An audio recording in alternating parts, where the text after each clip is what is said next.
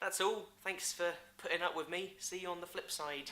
Yo, home dog, skillet. I'm so hilarious. Anyway, I wonder how this week's video is doing. It's time for...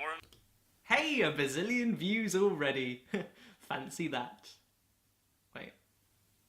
Why are there so many dislikes? What the hell, dude? That's so disgusting. I just threw up in my mouth, lol. Please don't ever show us that again. Oh my god. So gross. Dislike. Unsubscribe. First. What are they all talking about? Wait. What's that there? Oh, I know. I'll enhance it. Ah! I don't believe it. I accidentally left a topless picture of myself open on the computer screen in the background for the entire video. Why was it even there in the first place? Oh, no wonder people are completely outraged. This is without a doubt the biggest cock-up I've ever made. If only there was something I could do about it.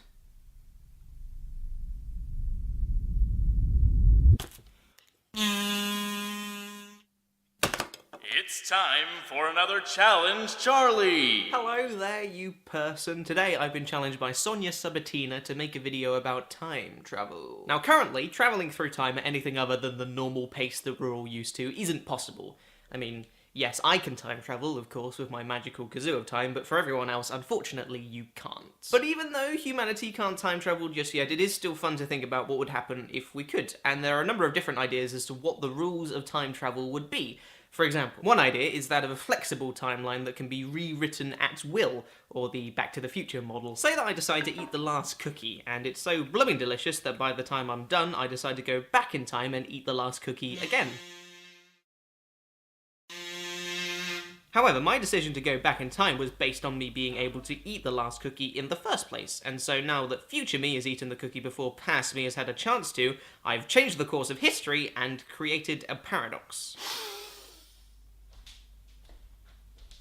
Oh, hey, where's my cookie? Another idea is that of a single fixed timeline that can't be altered at all, or the Harry Potter and the Prisoner of Azkaban model. Imagine that this time I come home and find, to my surprise, a brand new batch of delicious cookies. Oh yay, cookies! And I eat them all by myself.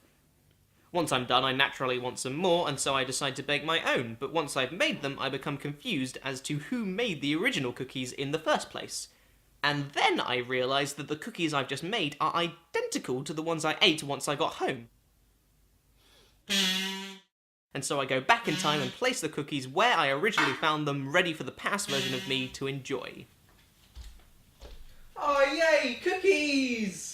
So even though there is still time travel involved, the timeline is completely consistent with itself, and so there are no paradoxes. But as interesting as time travel is in a fictional sense, in my view it becomes much more interesting when you find out about the fact that, theoretically, it's actually possible. If you've experienced as much science fiction as I have, then at some point you've probably come across the term wormhole.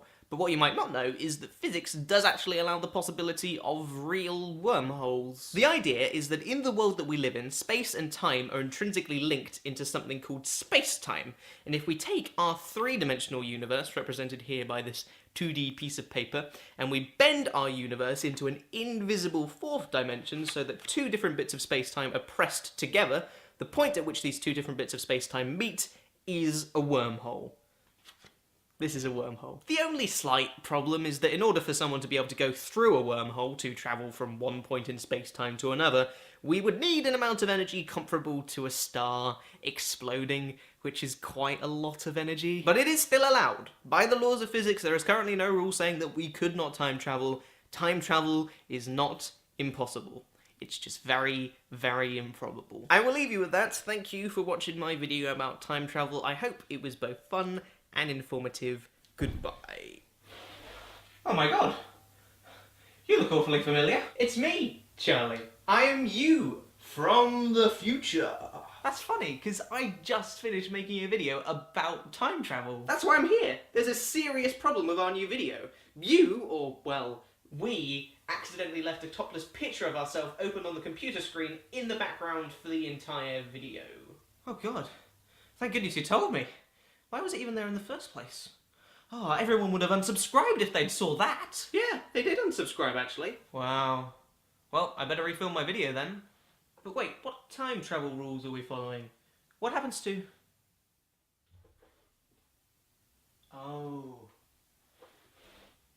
Well, at least now nobody on the internet is ever going to see a topless picture of me, eh? I'm sorry for taking off my t-shirt and rubbing my nipples. You've just had the almost imponderable joy of watching Charlieissocoollike, which makes you like cool. Yeah, they did unsubscribe actually. You'd think they couldn't get enough of a bit of this, but apparently it's disgusting.